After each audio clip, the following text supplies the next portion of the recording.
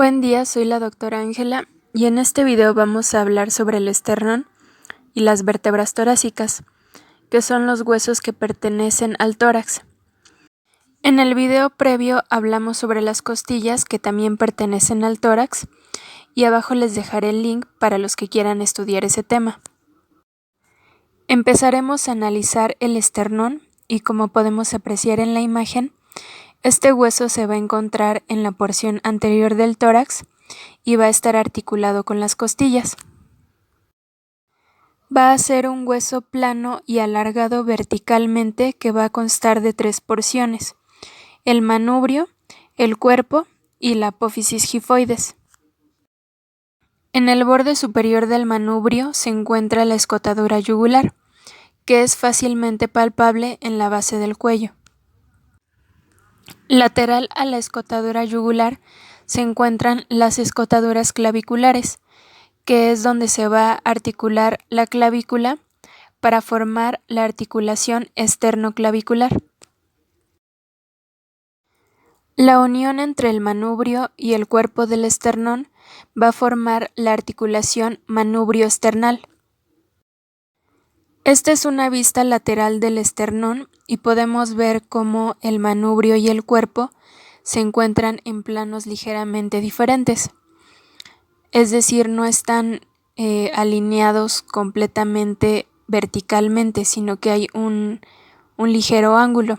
A este ángulo entre el manubrio y el cuerpo se le va a llamar ángulo del esternón o ángulo de Lewis.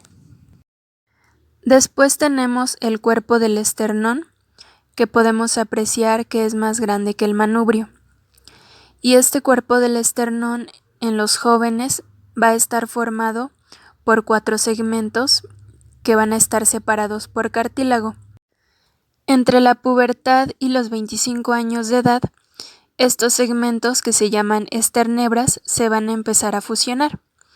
Y esto va a dar origen en el adulto a las crestas transversas, que son un reflejo de la fusión de estas esternebras. Y la porción más inferior del esternón va a ser el apéndice gifoides, que se va a unir al cuerpo del esternón mediante la articulación gifoesternal. Vamos a hacer un paréntesis y ustedes que ya estudiaron las costillas, les pregunto cuáles son las costillas verdaderas.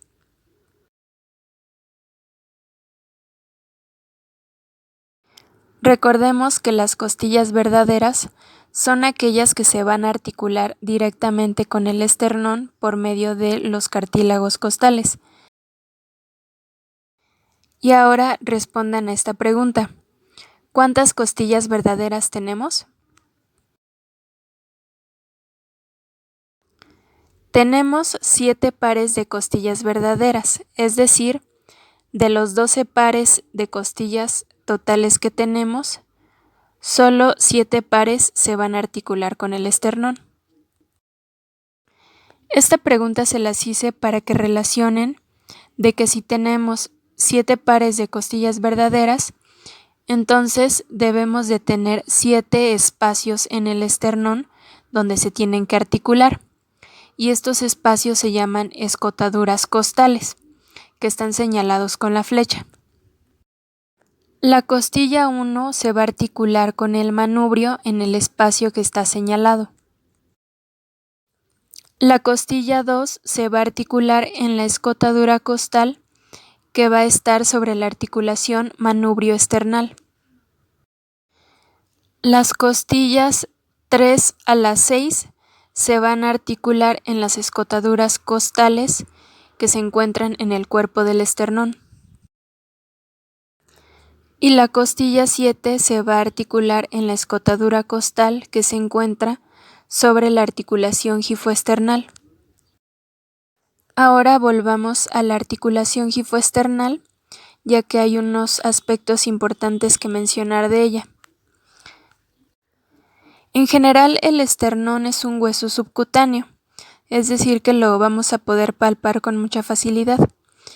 Esto nos va a permitir tomar la articulación gifoesternal como un punto de referencia para algunas estructuras internas. Por ejemplo, esta articulación nos va a permitir identificar el borde superior del hígado. También así podemos identificar el borde inferior del corazón y mediante ella también podemos localizar el centro tendinoso del diafragma. Ahora estudiaremos las vértebras torácicas y respecto a ellas ya hice un video, el cual les voy a dejar el link en la descripción. Y aquí tenemos una imagen de una vértebra torácica. La primera es una vista superior y la segunda es una vista lateral. Las vértebras torácicas van a tener todos los componentes de una vértebra típica. Y como ustedes ya dominan el tema de la columna vertebral, vamos a empezar con las preguntas. En estas imágenes identifiquen el cuerpo vertebral. Ahí tenemos el cuerpo vertebral. Ahora identifiquen el arco vertebral.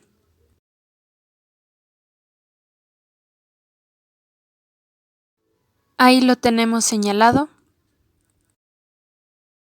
¿Dónde está el agujero vertebral?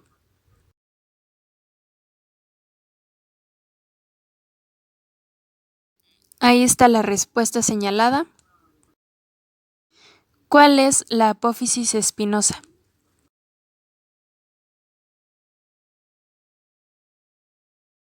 Aquí ya la tenemos marcada. ¿Cuáles son las apófisis transversas?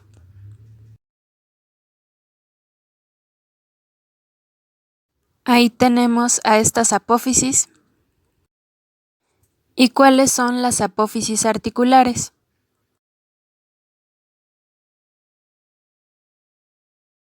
Aquí ya las tenemos señaladas. En la primera imagen solo se pueden apreciar dos, pero en la segunda, que es una vista lateral, se ven claramente las 4 apófisis articulares. Recordemos que las costillas se van a articular con el esternón y posteriormente con las vértebras torácicas. Entonces les hago la siguiente pregunta. ¿Con qué partes de las vértebras torácicas se articulan las costillas?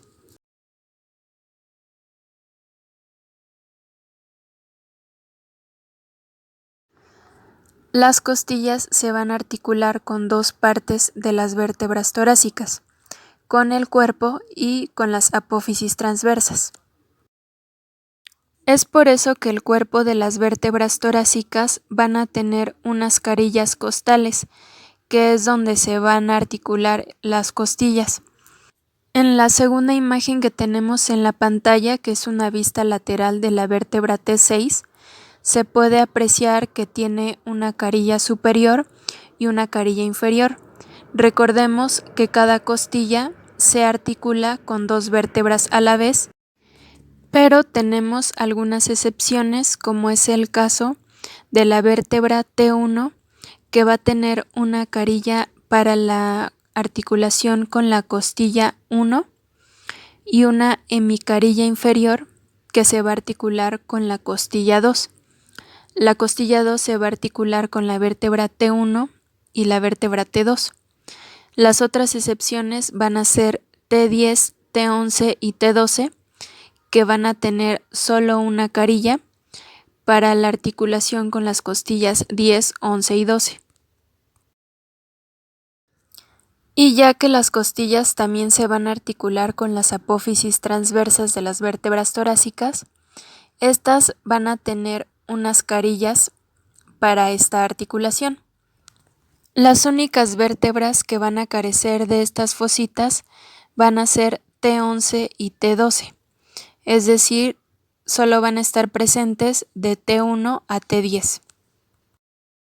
Para finalizar, en la correlación clínica vamos a hablar sobre la osteoporosis, en la cual hay una disminución en la densidad ósea y por lo tanto aumenta la porosidad del hueso y este se hace más frágil.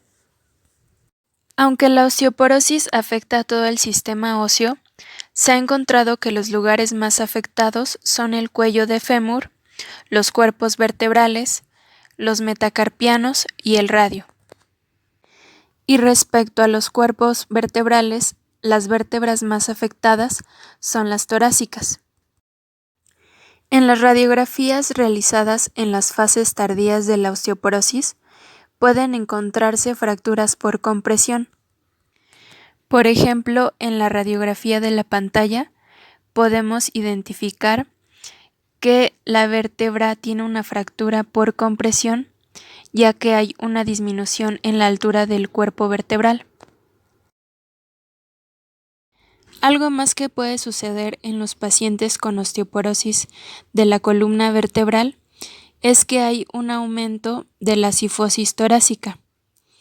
En la pantalla tenemos en la primera una mujer con una columna vertebral normal y en el de la derecha una persona con una osteoporosis severa, y vemos cómo es que la cifosis que tiene es excesiva, o sea, está más jorobado.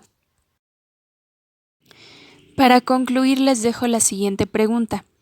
¿Cuáles son los factores de riesgo para padecer osteoporosis?